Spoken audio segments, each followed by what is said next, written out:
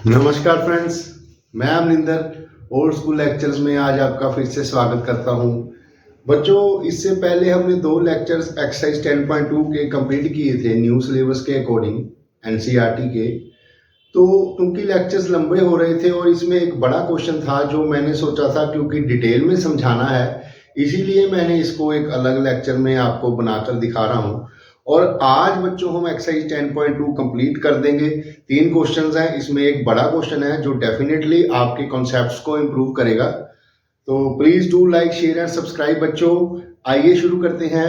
Question number 11 exercise 10.2 NCERT class 10th new syllabus.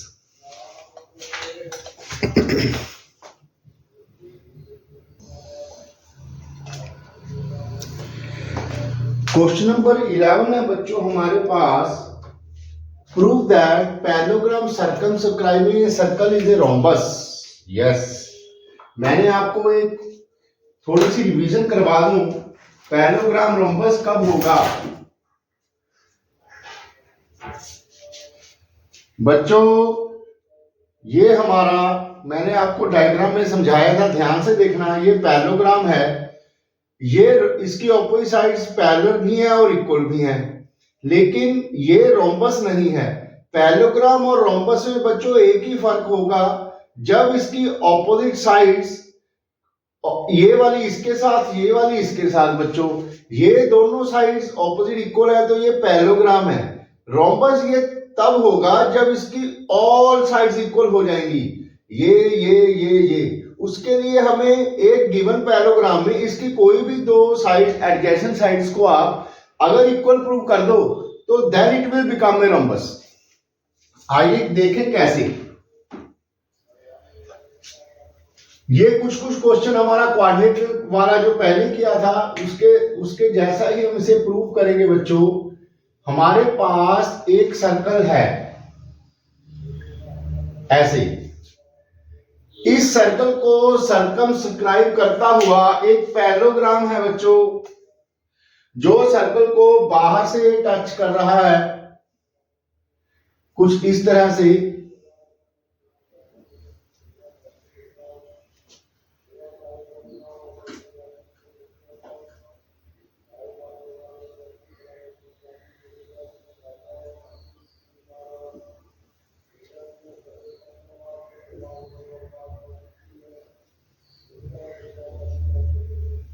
कुछ ऐसा हमारे पास एक पैरेललोग्राम है बच्चों, ABCD।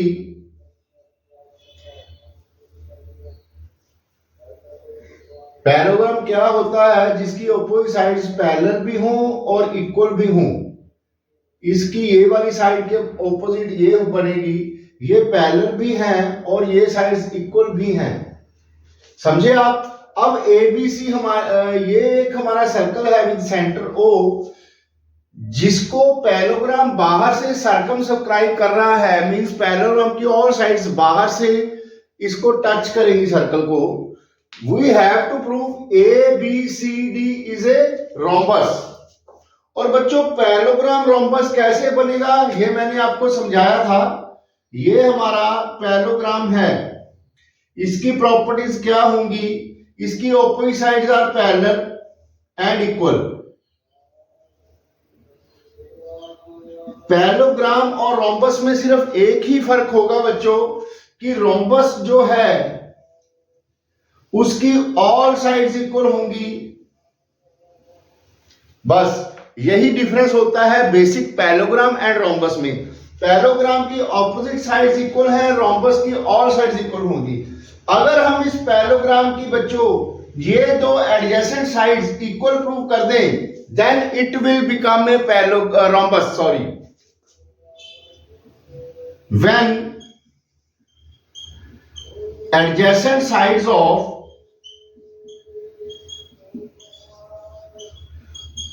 Parallelogram become equal, then it will become a rhombus। फिर हम ये रोम्बस कह सकते हैं। मतलब इस क्वेश्चन में ये पैरेललोग्राम तो है, अगर हम इसकी ये दो साइड्स इक्वल प्रूव कर दें तो ये रोम्बस बन जाएगा। उसके लिए ये पॉइंट्स मार्क कर लो आप, P Q R S। आइए देखें अब इसको प्रूव में कैसे करेंगे हम।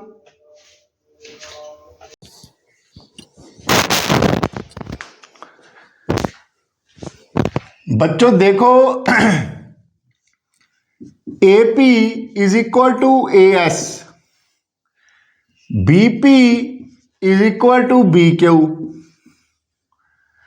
DR is equal to DS and CR is equal to CQ। इनका सबका रीजन सेम ही होगा बच्चों। Tangents drawn from external point to a circle are equal in lengths।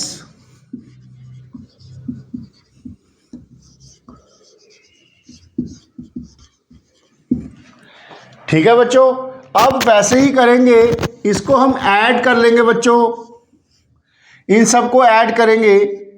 AP plus BP plus DR plus CR is equal to AS plus BQ plus DS plus CQ।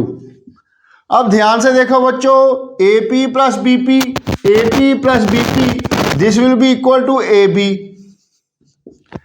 ये वाली AP plus BP ये AB के बराबर हो गई। उसी तरह से DR plus CR will be equal to DC। इधर AS प्लस DS बच्चों this will be equal to AD। उसी तरह से BQ plus CQ will be equal to BC। ये बात तो आपको समझ में आ गई। अब बच्चों ध्यान से देखो, ये एक पैरेललोग्राम है, इसकी ऑपोजिट साइड्स इक्वल हैं, means AB is equal to DC। तो हम DC की जगह भी AB लिख सकते हैं। समझ में आई बात? इसको भी अगर हम AB लिखें तो ये हमारी ऐसे बन जाएगी। उसी तरह से AD is equal to BC, तो अगर हम BC की जगह भी AD लिख दें तो यहां से कुछ हमारी इक्वेशन ऐसे बन जाएगी, means 2AB is equal to 2AD। यहां से 2 कैंसिल हो गया बच्चों, AB is equal to AD। Yes, आ गया। यही मैंने आपको बोला था, अगर हम पैरेललोग्राम की एडजेसेंट साइड्स को इक्वल प्रूव कर दें then it will become a rhombus. यहां आपने क्लियरली लिखना है, we know if adjacent sides of parallelogram are equal then it is a rhombus।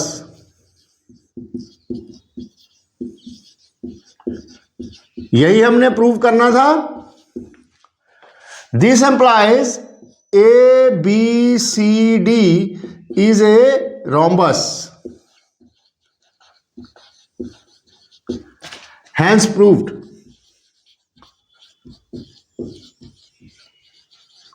समझे बच्चों? इसे पोज करके नोट कर लो।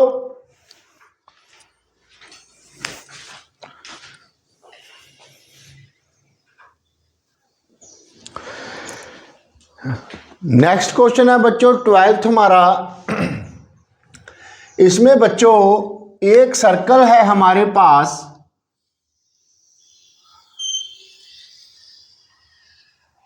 ऐसे। A triangle ABC is drawn to circumscribe a circle of radius 4 centimetre. इस सर्कल का रेडियस 4 सेंटीमीटर है बच्चों।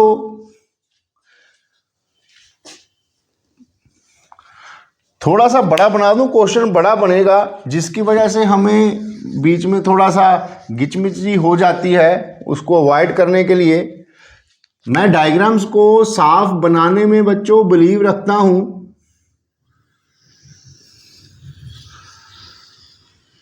ऐसे पहला सर्कल थोड़ा सा सुंदर बना था। एक सर्कल है बच्चों जिसका सेंटर O है, इसका रेडियस भी हमें गिवन है। इसके बाहर एक ट्राइंगल बना हुआ है जो इस सर्कल को सर्कमस्क्राइब कर रहा है, कुछ ऐसे। ये डायग्राम हमें गिवन है बच्चों।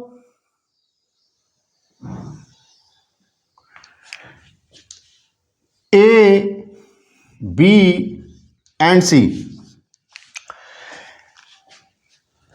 A triangle ABC is drawn to circumscribe a circle of radius 4 centimeter such that segment BD,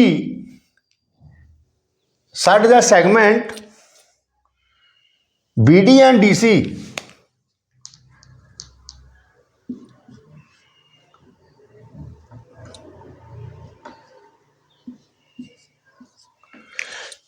such that segment BD and DC into which BC is divided by the point of contact D are of length 8 centimeter and 6 centimeter.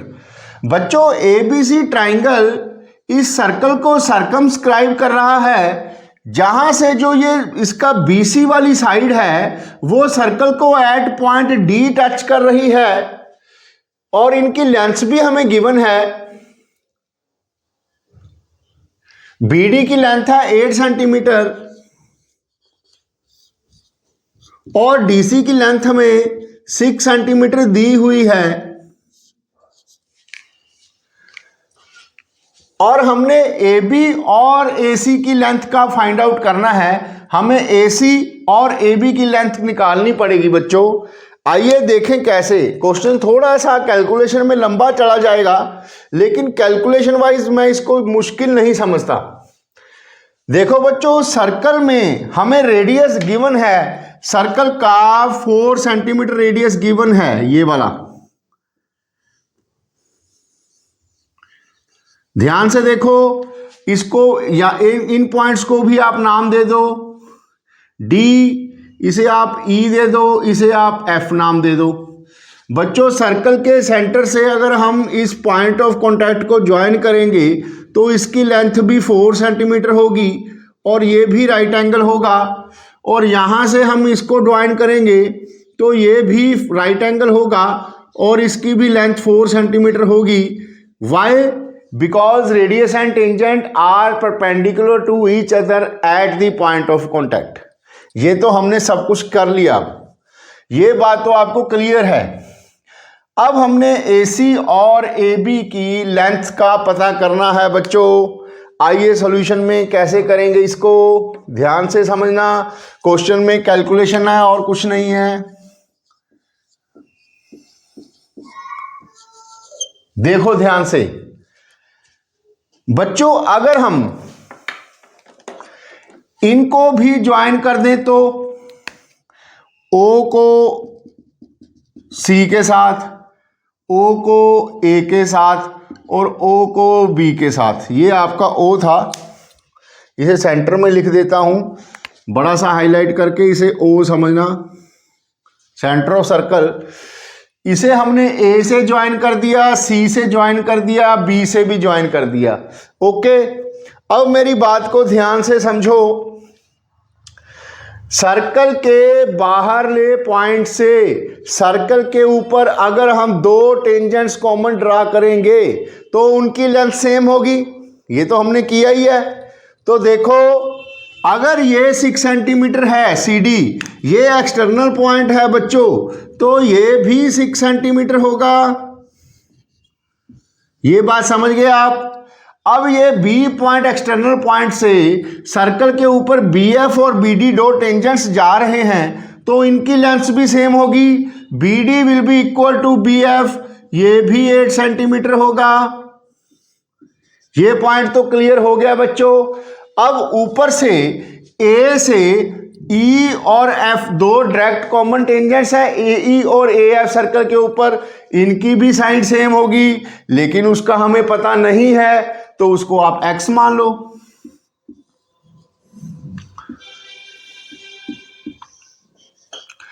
इतनी बात तो आप समझ गए। अब देखो बच्चों कैसे करेंगे इस क्वेश्चन को। सबसे पहले मेरी बात ध्यान से सुनना कि अगर हम इस पूरे ट्राइंगल को बच्चों 3 ट्राइंगल्स में डिवाइड कर लें तो एक ट्राइंगल ए ओ सी, एक ट्राइंगल सी ओ बी, एक ट्राइंगल बी ओ ए, ऐसे अगर हम 3 ट्राइंगल्स में इनको डिवाइड कर लें बच्चों तो एक को हाईलाइट कर देता हूं मैं। एक तो ट्राइंगल हमारा ये हो गया,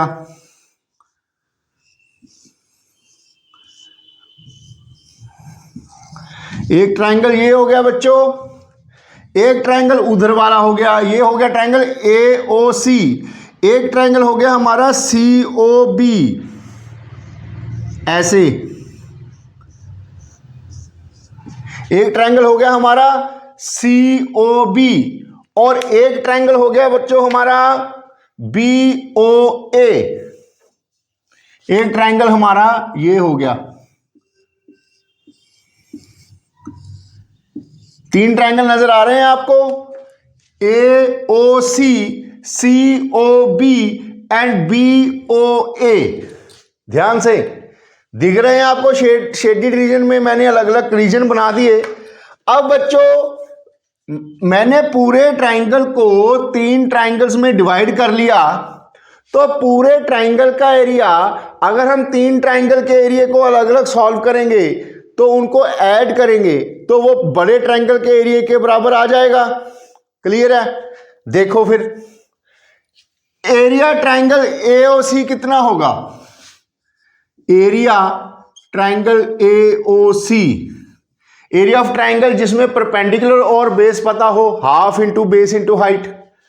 बेस कितनी होगी एओसी की बच्चों, ये टोटल x प्लस 6 होगी साइड,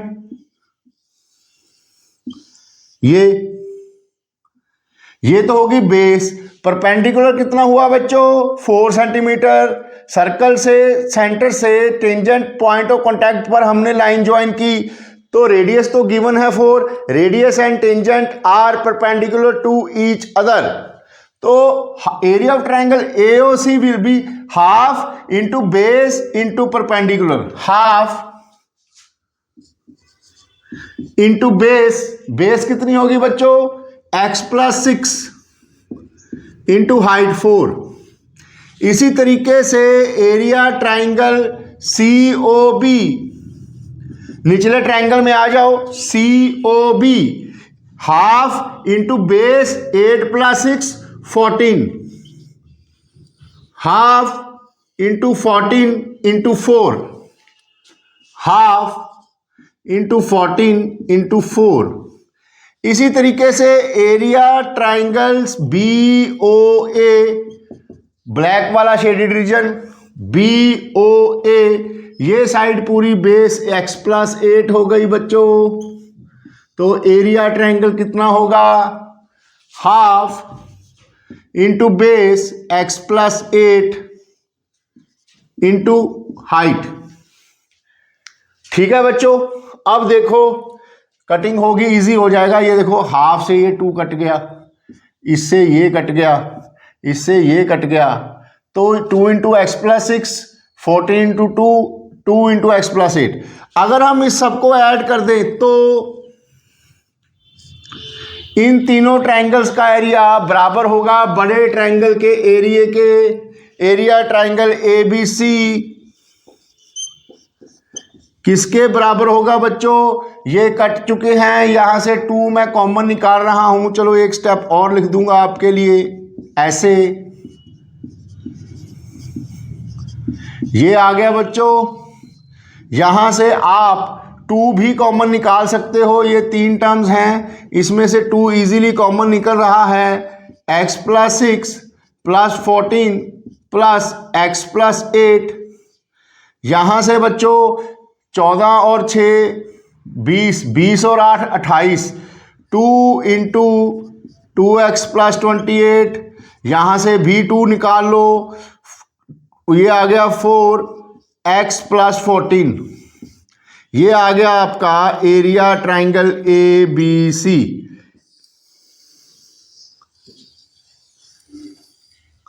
समझे आप? इसको 1 नंबर दे के छोड़ दो, बड़े ट्राइंगल का एरिया आ गया। क्योंकि ये मैथ्स में x की वैल्यू निकालते हुए एक हमें इक्वेशन की ज़रूरत पड़ेगी, तो इक्वेशन बनाने के लिए एरिया ऑफ ट्राइंगल ABC को अब हम किसी और ढंग से भी निकालने की कोशिश करेंगे। बच्चों, आपने हीरो फार्मूला तो सुना होगा, पता था आपको? थोड़ा सा रिवाइज करा दूं। हीरोज फार्मूला,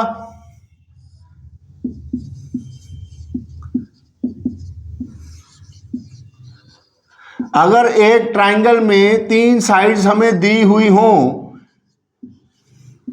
तो उसका एरिया सबसे पहले हम S निकालेंगे, semi perimeter A plus B plus C by 2।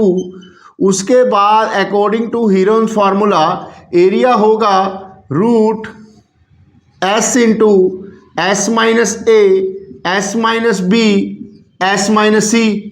ये आपने छोटी क्लासेस में शायद 8th में ही लग जाता है ये तो। इसका यूज अब हम करेंगे। इसको अगर बच्चे को नहीं ये पता तो वो इसको नोट कर ले बच्चों। इसको अब मैं यूज करूंगा कॉन्सेप्ट को।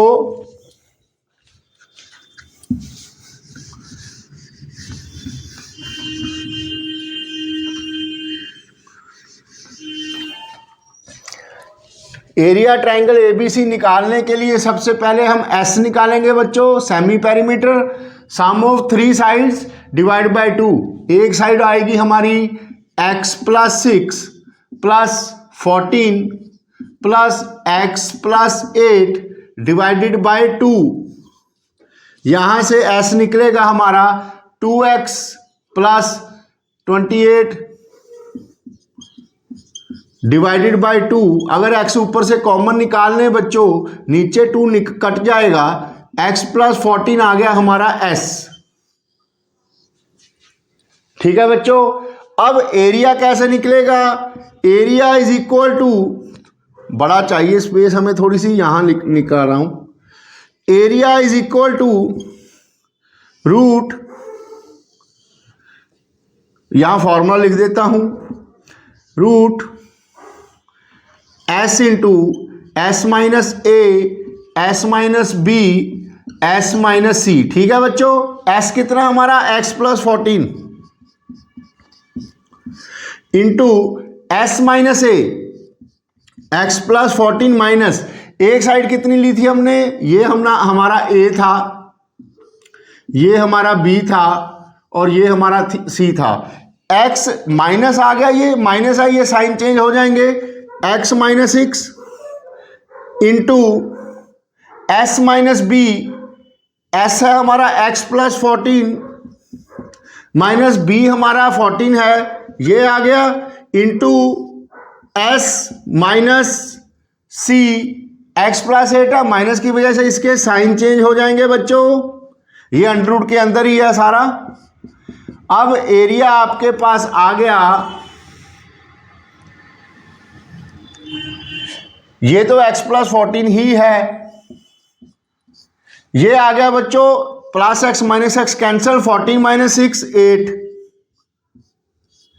ये plus 14 minus 14 cancel, x plus x minus x cancel, 14 minus 8 6। ये आ गया हमारा रूट के अंदर। ये आ गया बच्चों एरिया ट्राइंगल ABC का। ये भी एरिया ऑफ ट्राइंगल ABC है, ये भी एरिया ऑफ ट्राइंगल ABC है। क्या हम इन दोनों को इक्वेट कर सकते हैं बच्चों? Yes of course. नाउ ये वाला एरिया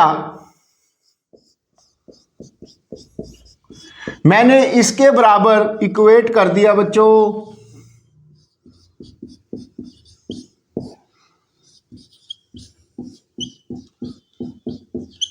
ठीक है। अब रूट खत्म करने के लिए मैं इसका स्केयरिंग कर दूंगा बोथ साइड्स, तो हमारे पास क्या आएगा बच्चों? देख लो, स्मार्ट कैलकुलेशन करेंगे, स्मार्ट। इसमें ज्यादा कटिंग भी करने की जरूरत नहीं है। स्केयरिंग करेंगे तो ये 4 का स्केयर तो 16 हो गया, ये आ गया आपका x प्लस 14 का स्क्वायर इज इक्वल टू, ये सिर्फ रूट खत्म होगा, यहां पर x plus 14 into x into 8 और 8 इंटू 6 48 आ गया। ध्यान से देखना बच्चों, जीरो कैलकुलेशन। ये x प्लस 14 ये स्क्वायर है, ये x प्लस 14 है, ये यहां अगर नीचे डिवाइड होके गया तो इससे ये स्क्वायर कैंसिल हो जाएगा, यहां पर आपका आ जाएगा x प्लस 14 ओनली। ठीक है, अब 16 के नीचे यहां से अगर आप 48 लेके आओगे या इसको इसके नीचे ले जाओ तो यहां से आपका x इंटू 3 रह जाएगा, 16 3 का 48 ये रह गया। ध्यान से देखना, कोई बड़ी बात नहीं है। अब ब्रैकेट को ओपन कर लो बच्चों, x plus 14 is equal to 3x, ये x इधर चला गया, 2x इज इक्वल टू 14, यहां से x इज इक्वल टू 7 आपका आंसर आ गया बच्चों। ये साइड कितनी थी AC, x plus 6, 7 plus 6 13। AB side कितनी थी बच्चों, x plus 8, 8 plus 7 15, x plus 8, x 7 है हमारा। This is your answer. Smart calculation की बच्चों, कम से कम कटिंग और टेबल्स का यूज करके इन स्टेप्स को पहचानो। देखने में पता नहीं क्या लग रहा है उल जलूल, लेकिन अगर ढंग से स्मार्टली करोगे, मैंने कहीं भी कटिंग नहीं की, ध्यान से देखो, एंड में आंसर आ गया कॉमन निकल के। यही मैथ्स की ब्यूटी है बच्चों, ब्यूटी ऑफ द मैथ्स। इसे नोट करो।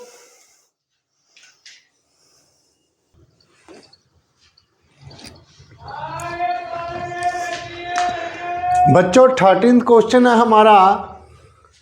इससे पहले मैंने थोड़ा सा दिमाग लगा के कि नहीं थोड़ी सी सीच होती, क्योंकि हमारे पास इलेक्ट्रॉनिक पैनल नहीं है ना बच्चों, तो वहाँ मुझे अच्छे से डिज़ाइन लगते हैं। बैकग्राउंड में मेरा एक मार्कर नहीं चल रहा था, वो बड़ी लाइट शेड दे रहा था, तो मैंने सोचा कि ये बढ़िया लगेगा क्वेश्चन में आपके लिए, ऐसा डिज़ाइन बढ़िया लगेगा, आप देखते रहोगे। ये डायरेक्ट कॉमन टेंजेंट्स हैं बच्चों। कमेंट सेक्शन में बताना मैंने ये कैसे नया डिज़ाइन तैयार किया था, अच्छा लगेगा थोड़ा सा लाइट शेड में बैकग्राउंड। आइए अब हम क्वेश्चन की बात करते हैं। Prove that the opposite sides of a quadrilateral circumscribing a circle. Yes, हमारे पास बच्चों एक सर्कल है ऐसे, अंडा सा बन गया थोड़ा सा, चलो आप समझ गए। एक सर्कल है बच्चों, इसके बाहर एक क्वाड्रिलेटरल है जो इस सर्कल को सर्कमस्क्राइब कर रहा है बच्चों। Any type of quadrilateral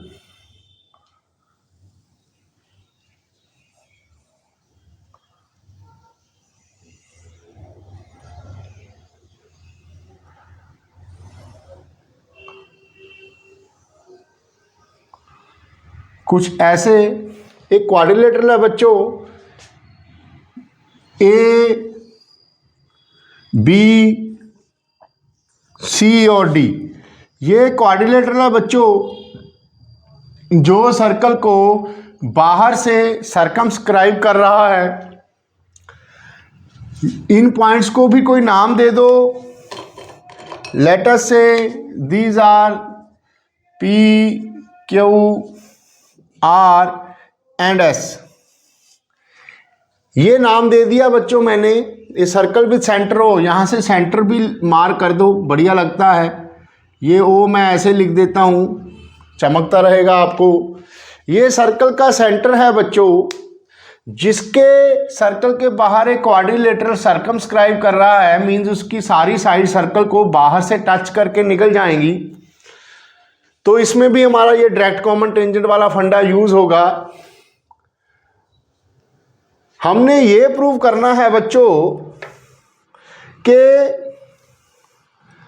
prove that the opposite sides of a quadrilateral circumscribing a circle subtend supplementary angles at the centre. Yes, इस क्वाड्रिलेटरल की जो ऑपोजिट साइड्स हैं बच्चों, वो सेंटर पे ऐसे, एक तो ए बी सेंटर पे ऐसे ज्वाइन करके ये एंगल बनाएगी, एक बी डी अगर सेंटर से ज्वाइन करें तो ये एंगल होगा, सॉरी डी सी, ये वाला।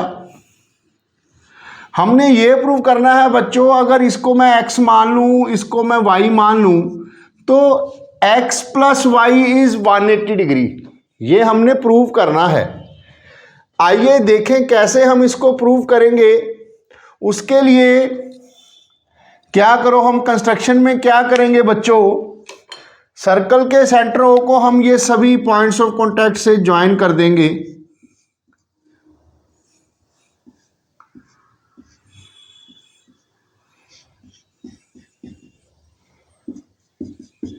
ऐसे अब हमारे पास बच्चों ये OP, OS, OR, OQ join कर दिए हमने, और इनको आप नेमिंग कर दो अब सभी ट्रायंगल्स को, क्योंकि नाम ज़्यादा लिखने मुश्किल नहीं होंगे। अगर हम उसको नेमिंग में पड़ गए तो ज़्यादा मुश्किल हो जाएगी हमारे लिए। ये आप इस एंगल को 1 नाम दे दो, इस एंगल को 2 नाम दे दो, इसे 3 दे दो, इसे 4, इसे 5, इसे 6, ये 7 हो गया, ये 8 हो गया। नंबर सिस्टम में थोड़ा सा इजी रहेगा क्योंकि क्वेश्चन थोड़ा सा लंबा जाएगा तो हम इसकी नेमिंग में ही उलझ जाएंगे। ऐसे क्वेश्चंस को समझने के लिए नेमिंग दे दिया करो, मगर बोर्ड के एग्जाम में आप पूरे प्रॉपर नेमिंग से किया करो। मैं अलग से छोटा सा वीडियो आपको naming, how to name a angle, ये मैं समझा दूंगा बच्चों। अब आपने समझ लिया, ये टोटल हमारे पास 8 एंगल्स आ गए। हमने अल्टीमेटली प्रूव क्या करना है बच्चों, x, ये जो साइड है ये सेंटर पे एंगल x बना रही है, DC y बनाएगी, तो हमने अल्टीमेटली x प्लस वाई को 180 डिग्री प्रूव करना है। कैसे करेंगे अब आप ध्यान से देखो बच्चों। सबसे पहले मैं ट्रायंगल की बात करूंगा AOP एंड AOS। आइए सॉल्यूशन में देखें।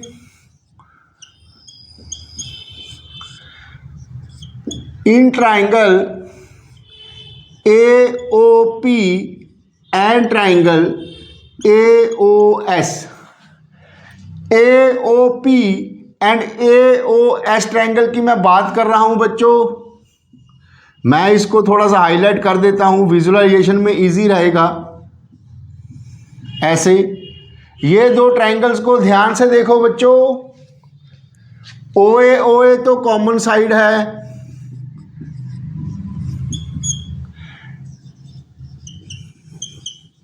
दोनों ट्रायंगल्स में। OS is equal to OP, both radii of the same circle.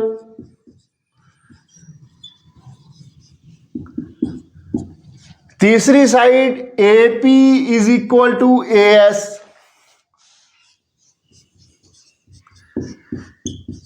ये लेंथ ऑफ कॉमन टेंजेंट जो मैंने आपको पहले डिजाइन के तौर पे बनाई थी, लेंथ ऑफ कॉमन टेंजेंट्स।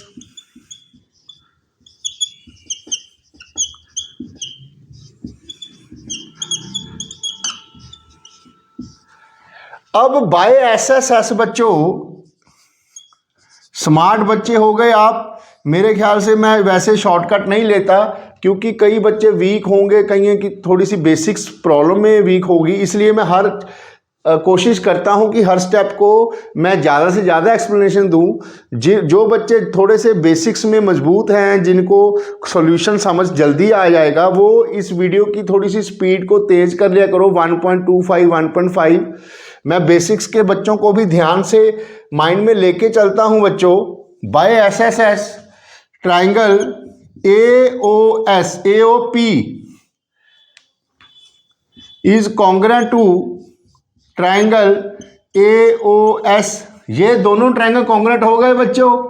अब कॉन्ग्रुएंट हो गए तो बाय CPCT, ध्यान से समझना, by CPCT angle 1 will be equal to angle 2। ये एंगल हमारा एंगल 1 शेड कर दूं, ये एंगल 1,